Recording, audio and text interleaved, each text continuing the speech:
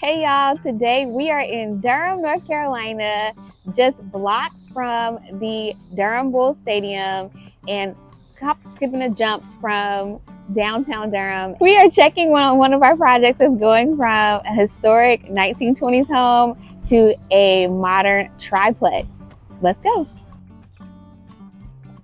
I am standing on the current steps of the home. These steps were put in 1920. They are not safe, they are not inviting. So we started here with our design and created a new entrance that guides people from the driveway, which is to my right, up the steps and into this beautiful home. So let's go check it out. Welcome to this home that was built in 1920 and it has served as a primary residence.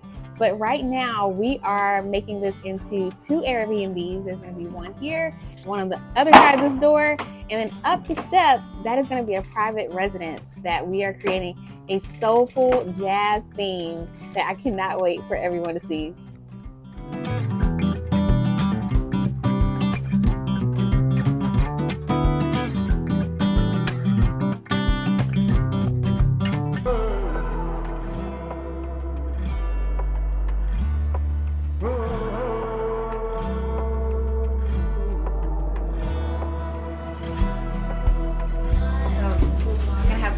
Here, and then meet in the middle.